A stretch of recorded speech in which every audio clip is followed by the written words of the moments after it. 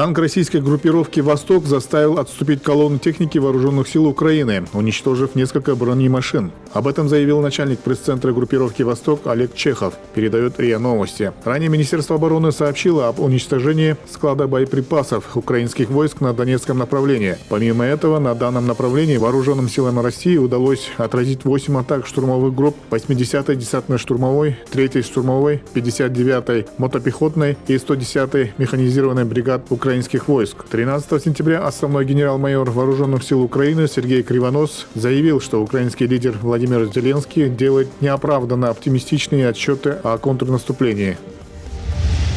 Предстоящие парламентские выборы в Словакии могут ослабить западную поддержку Украины, поскольку ожидается, что у власти в стране окажутся дружественные России партии, пишет Financial Times. Как говорится в статье, у ряда популистских и ультраправых партий Словакии есть хорошие шансы присоединиться к правительству, которое будет сформировано по итогам досрочных выборов. Это порождает новую волну опасений по поводу того, что еще один член Евросоюза и НАТО может начать заметно меньше поддерживать Киев, утверждает издание. По итогам опросов лидером является партия СМЕР, партия бывшего премьер-министра Роберта Фица. Он публично выступал против поддержки Украины и осуждал Запад за расстилание красной дорожки перед украинскими нацистами. Парламентские выборы в Словакии намечены на 30 сентября.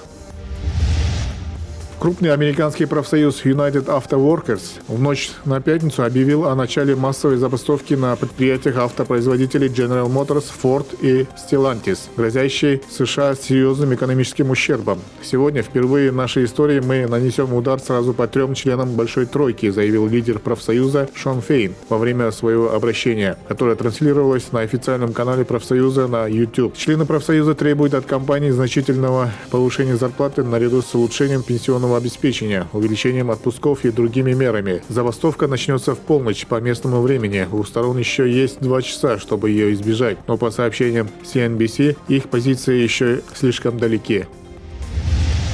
Международная группа астрономов обнаружила 2 новые потенциальные галактики с полярными кольцами. Результаты исследования указывают на то, что эти галактики могут быть более распространенными объектами, чем считалось ранее. Галактики с полярными кольцами представляют собой систему, состоящую из линзовидной галактики, занимающей промежуточное положение между эллиптическими и спиральными галактиками, и полярного кольца, которое расположено под большим углом или перпендикулярно главному диску и состоит из газа и звезд. Хотя на настоящий момент обнаружено более 400 объектов-кандидатов, которые только несколько десятков были подтверждены как галактики с полярными кольцами. Ученые проанализировали данные, полученные с помощью радиотелескопа Аскап Скиро в Западной Австралии, обнаружив 2 объекта-кандидата в галактике с полярным кольцем NGC 4632 и NGC 6156. Визуализация компонентов галактик была проведена благодаря наблюдениям с использованием комбинации оптических и радиотелескопов, в том числе телескопа Субару на Гавайях.